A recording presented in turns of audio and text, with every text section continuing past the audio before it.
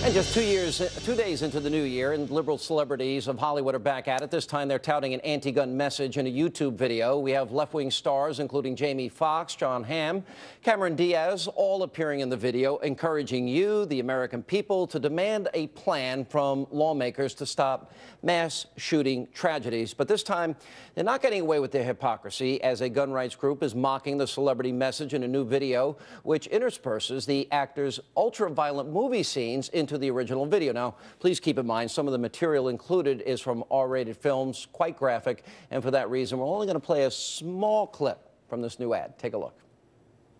Columbine. Newtown. Newtown.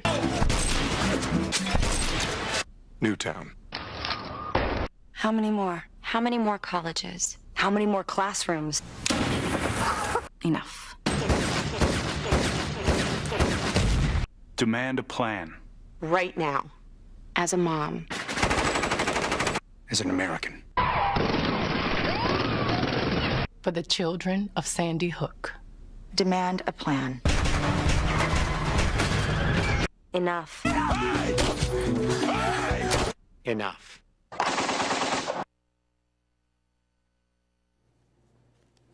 And here with Reaction, Democratic strategist Michael Brown, and from townhall.com, Katie Pavlich. Guys, good to see you. Happy New Year.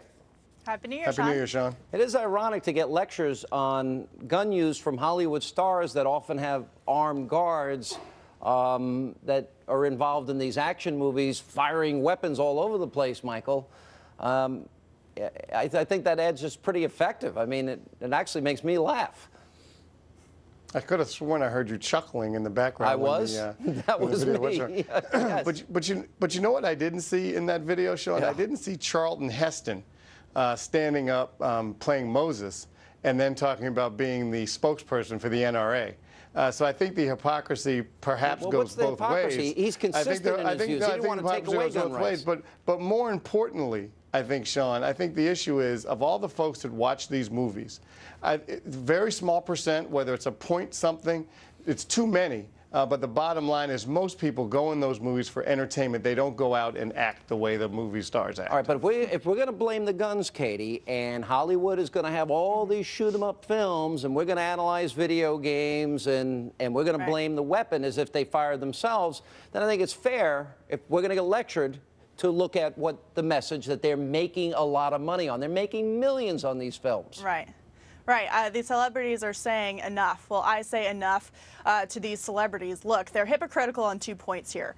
The first being that we've heard a whole lot about the gun culture in America. And I would say that there's multiple forms the gun culture takes. And the one that Hollywood promotes is the one of disrespect and violence. And then the people in Washington take that and lump in 60 million law-abiding gun owners who go shooting for entertainment purposes, not to hurt anyone, on a very regular basis, and then they get punished for the actions of Hollywood coming out and having these violent films, and Washington thinking that law-abiding citizens are the ones causing these problems. On the second point, you already mentioned this, Sean, these are people who have enough money to hire armed bodyguards at all times in their homes and when they go out in public because they have enough money. And the person who was in charge of getting these celebrities to do this PSA was New York City Mayor Michael Bloomberg, who is in charge of Mayors Against Illegal Guns. He also has armed security. And so what's good for them isn't good for the rest of the country. And so do members of Congress, which, by the way, I think is appropriate.